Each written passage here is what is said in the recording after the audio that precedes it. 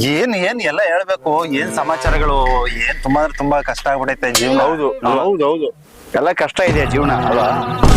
ನೋಡಿ ಈಗ ಆಟೋದಲ್ಲಿ ಗ್ಯಾಸ್ ಹಾಕ್ಸೋಕ್ ಹೋದ್ರೆ ಗ್ಯಾಸು, ಮತ್ತೆ ಡೀಸೆಲ್, ಪೆಟ್ರೋಲ್ ಹಾಕ್ಸೋಕ್ ಹೋದ್ರು ದುಬಾರಿ, ನೀರು, ಎಣ್ಣೆ, ಹಾಲು ಎಲ್ಲ ದುಬಾರಿನೇ.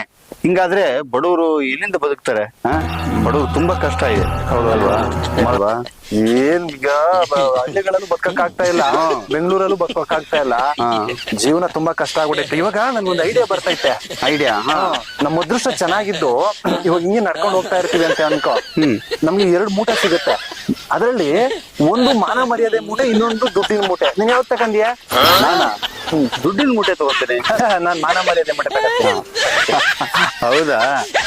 ಯಾರಿಗೆ ಏನಿರಲ್ವೋ ಅದನ್ನ ತಗೊಂತಾರೆ. ನನ್ಗೆ ಜೀವನ ಇವೆಲ್ಲನೂ ನೋಡಿ ಜಿಗುಪ್ಸೆ ಅನ್ಸ್ಬಿಟ್ಟೈತೆ. ಸುಮ್ನೆ ಹೋಗಿ ಕಾಶ್ಮೀರದಲ್ಲಿ ಕೂತ್ಕೊಬಿಡೋಣ ತಪಸ್ ಮಾಡ್ತಾ ಅಂತ ಅನ್ಸ್ಬಿಡುತ್ತೆ. ಕಾಶ್ಮೀರದಲ್ಲ? ಅಲ್ಲಿ ಯಾಕೆ?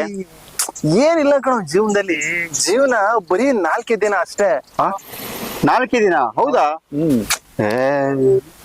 ನಾನು ಆಲ್ರೆಡಿ 6 ತಿಂಗಳು ರೀಚಾರ್ಜ್ ಮಾಡಿಸಿದ್ದೀನಲ್ಲೋ.